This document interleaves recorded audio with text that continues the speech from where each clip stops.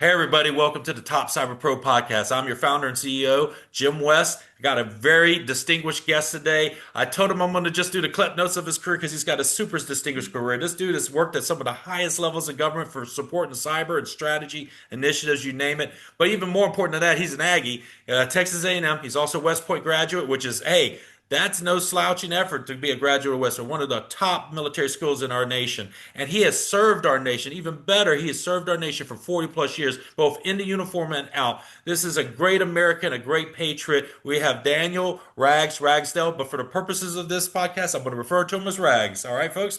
Rags, welcome to the Very Top good. Cyber Pro Okay. podcast. Good. Okay. Well, That was the clip wonderful. notes And version. so I am thrilled to be here and look forward to having a great discussion. Yeah. So we're gonna get right into this. You've been in some very key critical roles in government, steering and driving cybersecurity strategy initiatives, and more importantly, education. Could you give us maybe like the bullet points of those moments in your career where you really was there helping steer the ship, if you will? Yeah. Well, I tell you, all the way back to when I became enamored with this specific field. So I had my thesis advisor, I was pursuing a PhD at A&M in the late 90s.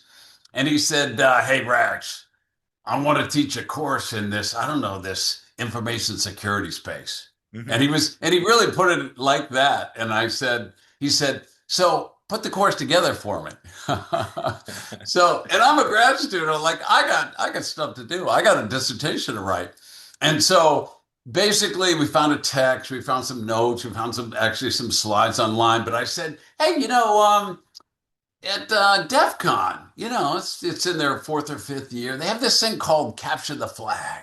Hmm. And it looked like the coolest thing I've ever seen. And why don't we do that for the course? Make it like a course project. It was only like 12 students in the class. It was a graduate course, optional. And I said, we'll break into teams and, we'll get the tech staff here to set it up. And oh my Lord, did I fall in love with that? It became, in the vernacular, my drug of choice. It was like the coolest thing.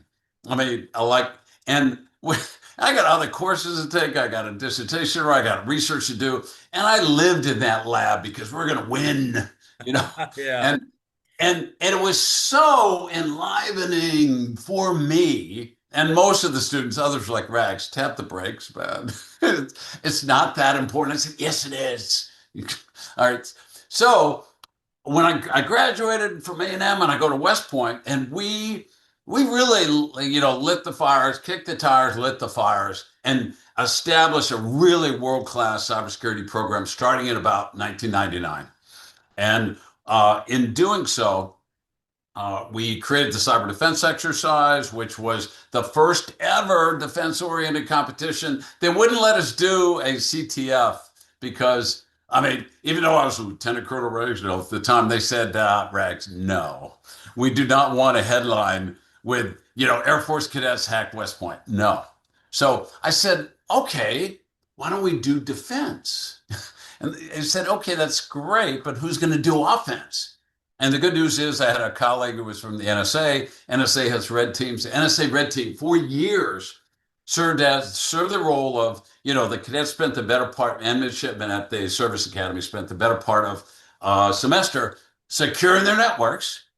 And then the NSA red team came in, and we had an elaborate scoring system. If you got popped, depending on the level of privilege that they escalated to, you lost points. But if you did a good write-up, if you discovered it and did a good write-up, you get half the points back. And it ran for about 17 years, thousands of participants. It became a huge, big deal. And it would be still running today, but due to budget cuts back in the 16, 17 timeframe, they shut down the CDX, but they created in its place a year later, not the cyber defense exercise. And one of your, we were doing cyber back in 2000. Just, for those that, write that down. We were doing cyber back in 2000. We were doing virtualization to support all of this. First ever instance. I challenge anyone to go out and find any official memorialization of anybody using virtualization to support cyber education or cyber training. And because we did it first, right? We did it first as part of the cyber defense exercise. We had the information warfare analysis and research lab.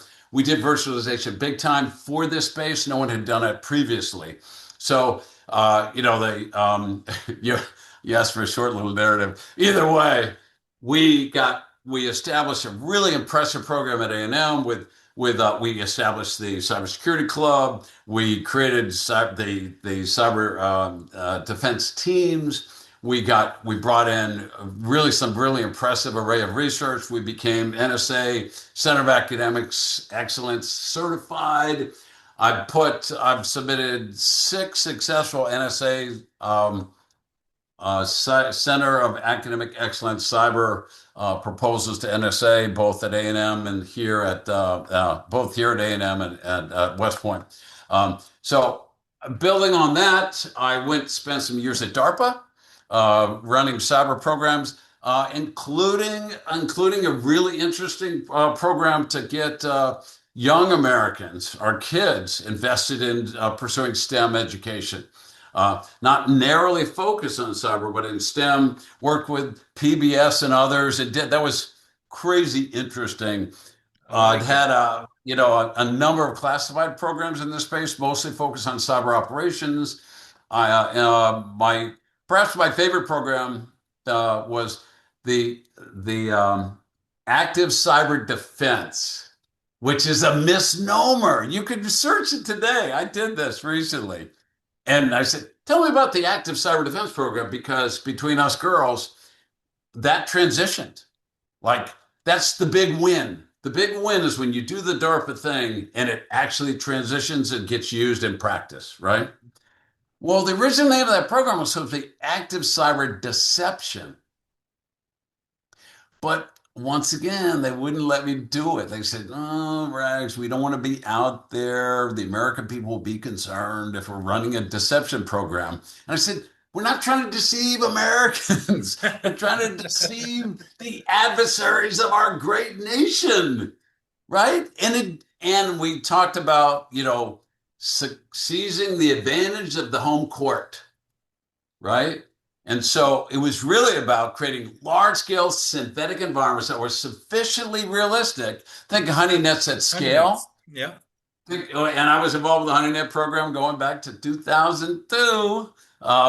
So it was an area that I had focused on for many years and said, when I get to DARPA, I want to do that. And we did it at scale. It was a fabulous program.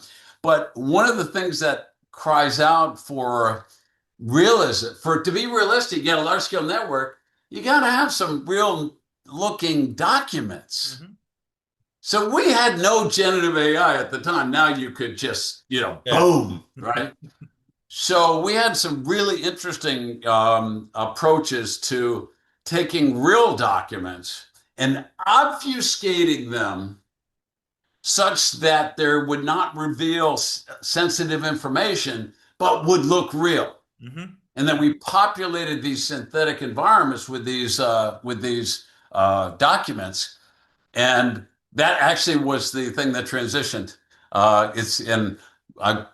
I will not go into any details of where and how it transitioned, but 2 different organizations used that capability for some really, really interesting work. So based on that, I went to A&M, established a cybersecurity program here. They had I got here in 2014. To no fault of anyone, there was really not a cybersecurity program to speak of. There was minimal research, very few courses. They had just frankly lost. I got a nasty letter from the college, from the president of the university, like, Rags, why do we lose our NSA's designations? I'm like, hey, man, cut me some slack. I just got here. We'll get them back.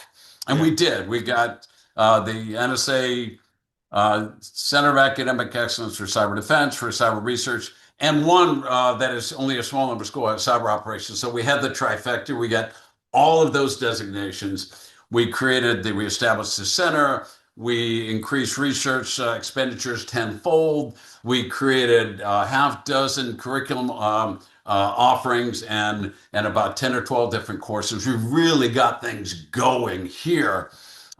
Then was recruited to come back to the Pentagon, did some interesting work there.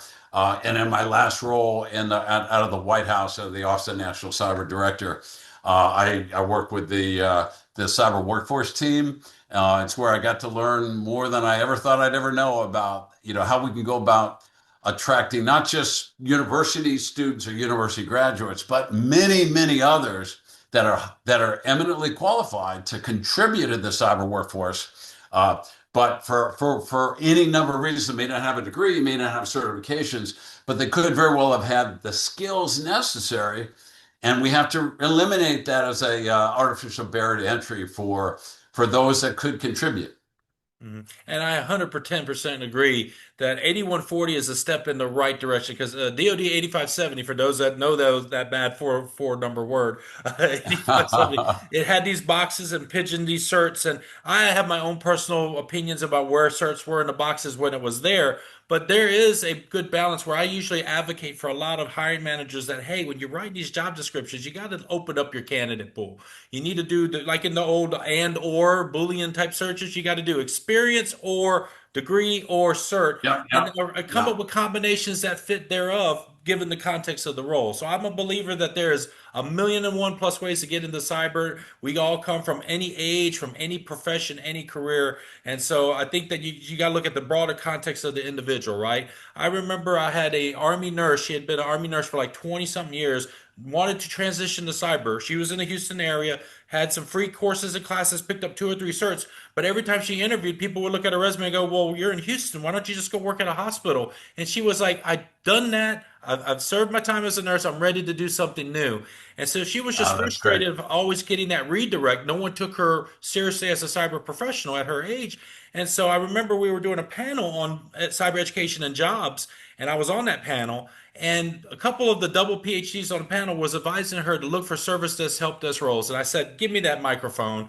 Please, lady, ignore these gentlemen here about services help desk. You got 20 plus years of real world experience. You have dealt with people. You have soft skills. You know how to work under pressure. You have all of the skills that someone that's in middle to upper management is lacking in a lot of businesses. So you need to look for it. And this is my advice at that time was look for deputy roles because everybody knows that the word deputy in a job title means you do all the work.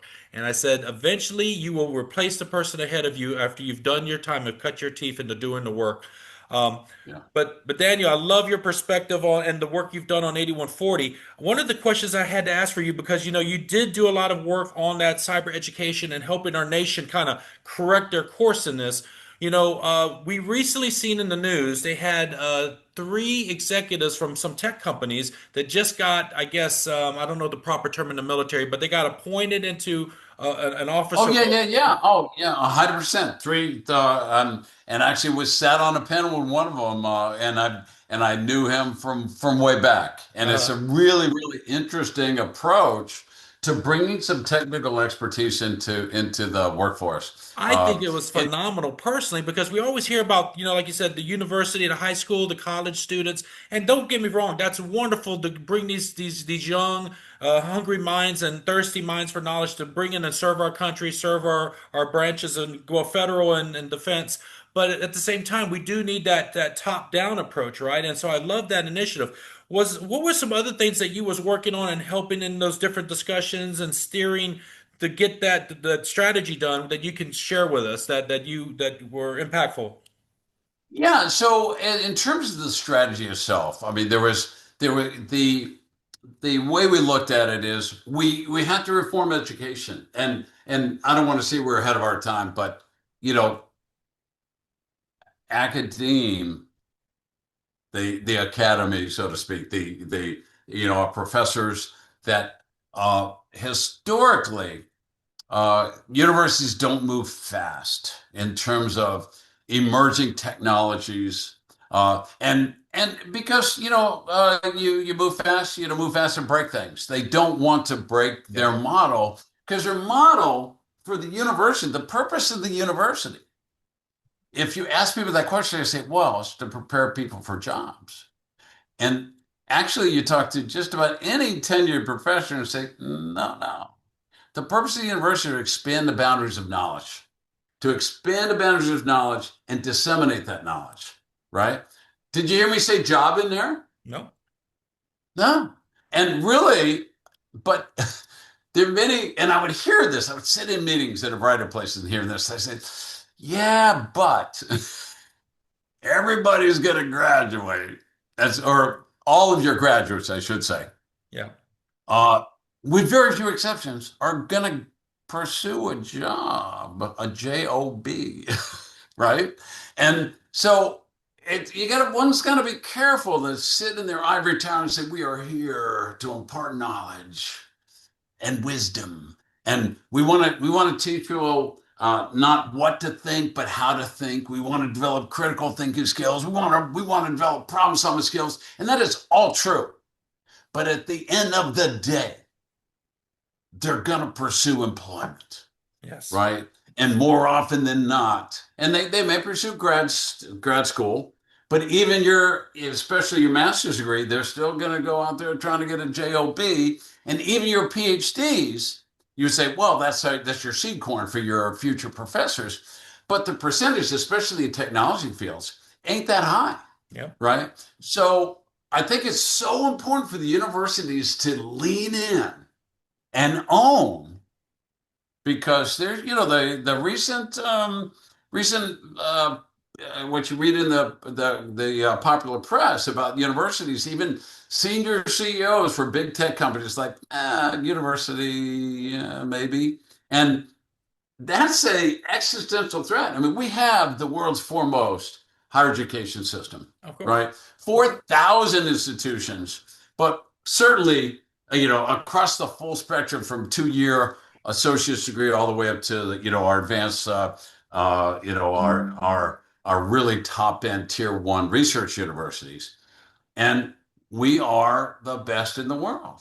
I mean, and the aggregate, there's many universities across the globe that are incredibly prestigious, and really not just prestigious, but help prepare their students for really important consequential roles. But in the aggregate, are both public and private institutions in this country, they still beat a path to our doors, and we need to preserve that. We need to preserve that. There's without getting into too many details about current practices with respect to how we're dealing with international students. We want them to come here. Yeah. And you had mentioned that we want to have an and in the certifications, right? Yeah.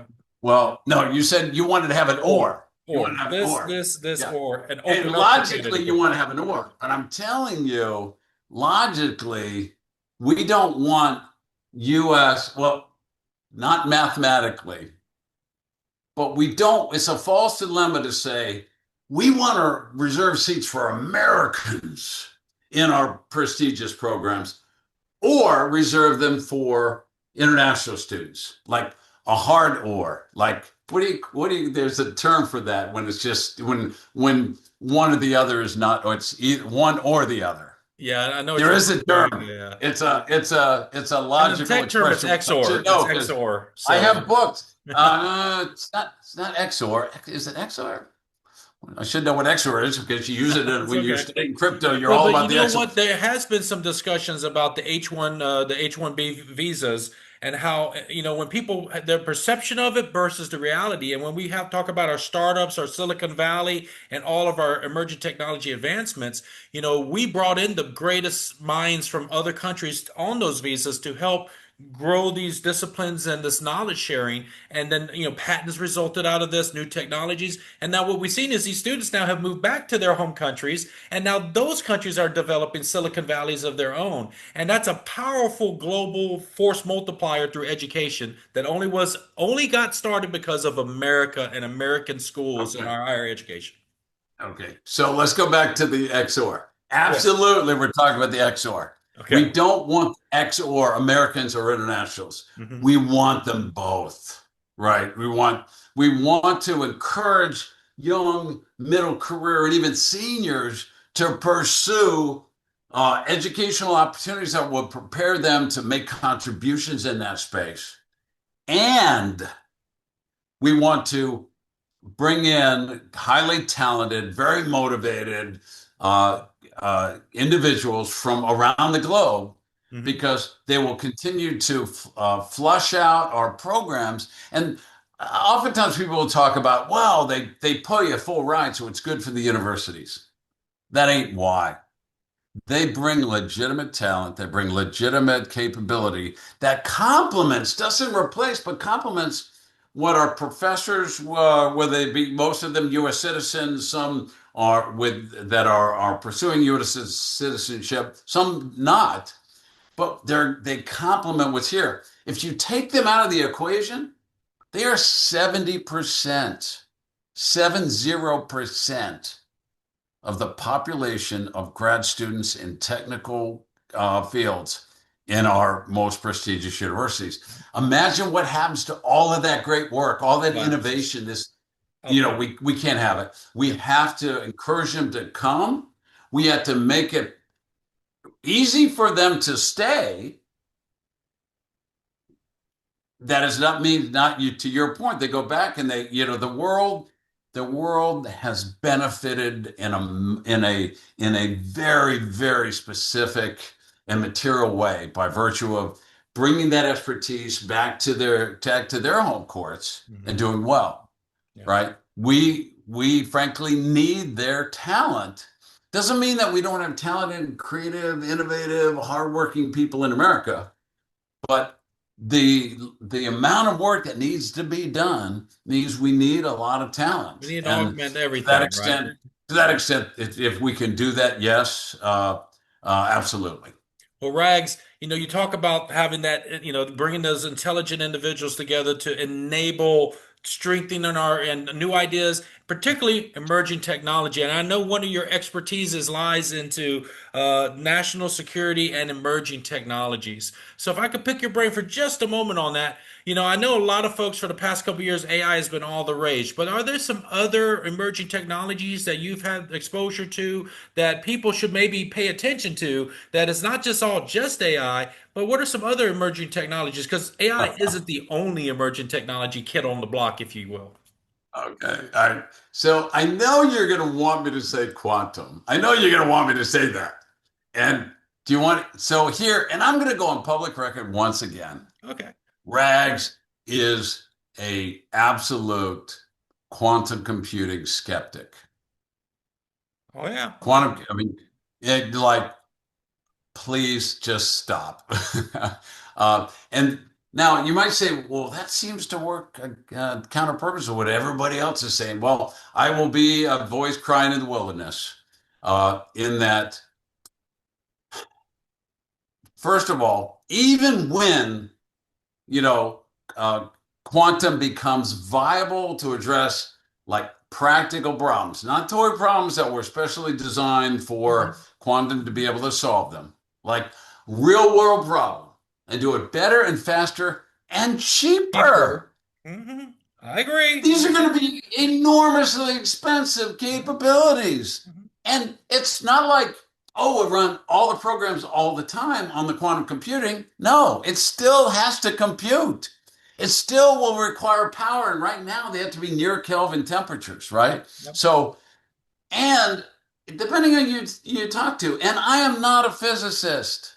I don't play one on TV. I am not a mathematician, but I have hung out with mathematicians, cryptographers, and physicists. And there is some grave skepticism of how far and how fast we can go, despite the breathless headlines like, we have broken a 21-bit RSA key. Like, who cares? I could do that. I could do that on my phone. I could do that on my phone Yeah. with the classical computing. That is meaningless. Wow, Rags is a proof of concept. Yeah. Who cares? Okay. Yeah. So every additional bit, it doubles the amount of effort required. And we know this thing about exponentiation. Like I so I will stop talking about quantum just to say Well, I'm a huge quantum skeptic, quantum computing skeptic. Now, I love quantum science. I mean, for God's sakes, thank God that even Einstein himself was wrong. How is that possible, right? He was like, oh no, the spooky at distance, can't do it.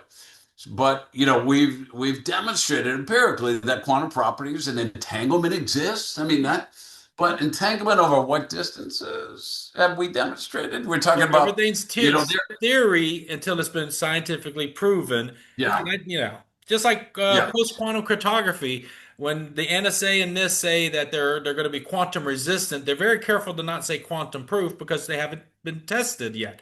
And you're right. yeah, yeah, Rags, 100% agree about the time frames. People think we're going to have quantum computers in the next year. No, I think we're still maybe 5, 8, 10 plus years away from general purpose quantum computers, even maybe longer, because of what the last thing you said there is the deal breaker of them all is cost. And another thing that people don't realize is the amount of power these things have to use. And right now, just with AI, right now in our cloud computing environments around the world, is already taxing electrical grids around the world, folks. And there are yeah. more And AIs, and more that's systems. that that is going to increase substantially. Yeah, So now, just to wrap up this quantum piece, quantum sensing, enormous. So, if you use atomic clocks, oh, by the way, using quantum technology, right? It's happening now. Quantum sensing is a burgeoning field. So, if you could put an atomic clock on a chip, which currently we can't do, that is mind blowing in terms of you don't need no GPS, right? You can, and so I'm specifically put in the context of military operations and the firing of munitions, for example. But I mean, so, atomic clock on a chip, really good. yeah. Quantum sensing is going to change our lives. I believe that Mhm. before quantum computing, Yes. because the degree to which we can sense at scale in ways that will give us insights that could feed the AI, infrastructure in ways with data sets that could give us some keen insights. Hmm. And I've got just a few more minutes, Okay. and then we're going to have to pull the plug. So there is some real exciting work in that space, and there's going to continue to be lots of headlines, but really not much consequence. You know where that one I'm a little bit more bullish on, which is another physics-based thing, is fusion. Okay. So fusion will change it all. Will change it all if we get there. I think that's another 10 years plus out. We've been 10 years out on On a lot quantum of since technology. since the early 90s. We've been 10 years out on fusion since the 50s, 60s, or 70s. So But we Rags, keep your fusion thing is actually what we need before quantum because we already have a power crisis that's looming in our immediate future because of yeah, AI yeah, and the yeah. cloud. But Okay, but hey, an emerging tech so you're doing emerging tech, small modular reactors, baby. And microreactors. And people say, "Oh my God, it's unsafe." No, it is so safe. Put one in my backyard today. I certify it accredited to be in my backyard today because it's safe, it's reliable, it is green, it's not carbon producing, it can be islanded. You can create mini grids and you can island off key facilities that could be powered. This is of grave concern. Critical infrastructure is yes. of enormous concerns to everybody, but certainly to our military. Yeah. We have military camp space stations and installations around the world that are dependent on power generation outside the wire, with Yeah. which The they have host limited nation. control.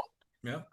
So we have to. And when I was in Iraq, commanding a task force that did the base defense and base operation, the largest coalition base in the world, we generated all our power on the base. Hmm. You as a taxpayer paid for reverse osmosis for the 123 gallons per person, the 25,000, do the math, that was reverse osmosified. Yeah. So we did our own power, we did our own water, and the only thing we didn't do was waste treatment. And actually, that was a critical vulnerability for us. Another day we could talk about why that was real important that we couldn't, but we should have, because it could have created an enormous Issue. fecal festival. We'll There you just go. leave it at All right. that. Well, Rags, I know you got only a few minutes, so I want to power through some questions and give all my guests. The first Yes. one up, you've Yeah. had a long and distinguished career, and of course, you got a lot of miles to go. So, has there been rock stars people that influence you positively, professors, coworkers, managers that you want to kind of pay homage to and just kind of say, hey, these people have been important in my life and had a good impact on me? Okay, so, and I will wrap up with this here. I will tell you, I had a nun in the fifth grade that took me to task and said, "Hey, young man." She probably didn't use that same voice because she was a soft-spoken nun, but she said, "I know you can do better, and I insist you do better." And no one had ever said that to me. No, and she basically, in sort of her, unassuming way, demonstrated she believed in me more than I believed in myself. And Wow. it changed my life. I mean, like Hey, literal happened in the fifth trajectory change in grade. my life.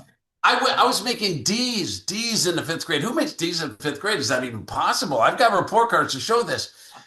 From that moment forward, through graduating from high school, I made nearly straight A's by virtue of that one conversation. So Wow. never underestimate the impact you're having on others. Never underestimate the value and importance of demonstrating to somebody you believe in them more than you believe in yourself, that they believe in themselves. And this happened again in at a physics teacher in high school. My wife and I were in the class together. Okay. She was not a fan of this teacher. He's one of my heroes because once again, he believed in me, called me out, and said, "You're going to do better. I know you can. You have it within you." And I killed myself for him. I would have gone through a wall for this guy. Happened. I had a professor in West Point as a freshman, and learned so much from him. Once again, believed in me, and because of that, I began to believe in myself. Like we all have self-doubts, we all have Yeah. imposter syndrome, but let's get over it. We all Yeah. do. Yeah. Every one of us has imposter syndrome. And every time you take a new job that you're not qualified or prepared for, which is every job, you have to believe that you can get there. Yes. And invariably you can and do if you believe that you can. If you believe you can't, you won't. Yeah. If Rags, you can I believe get you just can, two you more often minutes will. and I can wrap up all the questions? So, if you Okay. humor me, speed round of questions, no right or wrong answer. I ask all my guests these questions as a moment of levity. So, I'm going to hit you real fast. Okay. Star Wars or Star Trek? I'm going to admit that I'm not neither. That's Neither. fine. Hey, I've had lots I'm of not guests say neither. like every geek. All geek hates me because, like, come on, like. It's all right. But I would say if I had to pick Star Wars. Star Wars. Okay, go. Cake or pie? Jeez, neither. Neither. Okay. No. Is a hot They dog a got. sandwich? Is a hot dog a sandwich? No. Okay. And then, what is the most favorite book of all time you've read, and what was the last book you've read? Oh my God. The last book I read was Brett Marie, Okay. the Bachman. Read all Bachman stuff. Okay. Life changing. Bachman, wonderful. All right. And so it's the last book I read. And what was the The other most one? favorite book of all time. Oh, so that would be Cryptonomicron. Do you know All right. Cryptonomicron by And for all Stephen? my guests, I give them the last final word. Anything you want to say? The floor is yours, sir. No, just for those that are going to view this. Be that light. Be light those fires for those that you work with. That may have self-doubt and see them. Actually see these people. Value them for what they are. Because all of us are crying out for that. We all seek validation, whether we own it or not. And to the extent that you can validate others, like catch them doing right. It's so easy to catch people doing wrong. We are programmed to catch people doing wrong. Catch people doing right. Not don't flatter them. Don't flattery is not going to get you anywhere. But genuinely catching somebody doing right, acknowledging their contributions, and people will feel valued. When they feel valued, they will be more productive. Their morale will be higher. They will contribute more to the mission, and most importantly, they will be self-actualizing as individuals. So feel great joy in the context of what they're doing day to day. Well, and folks, there you have it. Daniel Ragsdale, a phenomenal human being, a leader, and most importantly, an American patriot. Thank you so much for your time, giving of your time today. Hey, my pleasure. You take care. We'll be in touch.